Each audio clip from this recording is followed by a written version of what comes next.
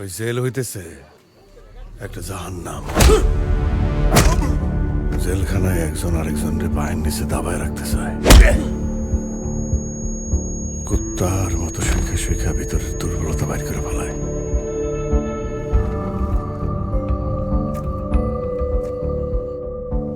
তারপর আস্তে আস্তে ধীরে ধীরে দিনকে দিন ভিতরের আত্মাটাও মেরা যায়। রঞ্জিতদা পাঠাইছে। তারপর এক সময় সবাই বদলায় যায়। ভালো মানুষ হয় নষ্ট, আর নষ্ট মানুষ হয় পিশাচ।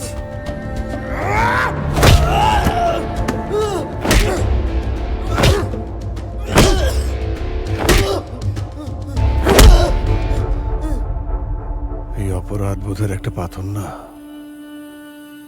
বুকের ভিতরে একবারে চাপ দিয়ে ধরে থাকে।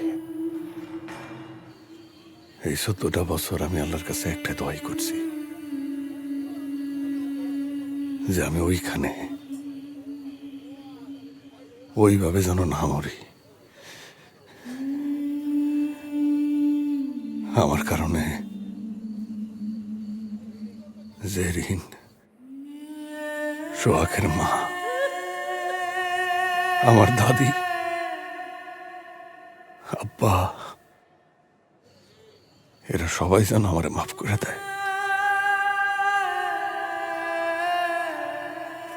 এই মাপ না পাওয়া পর্যন্ত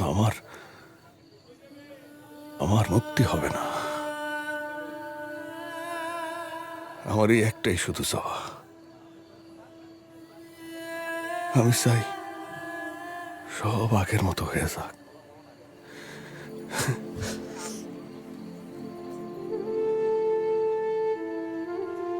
আচ্ছা দোস্ত,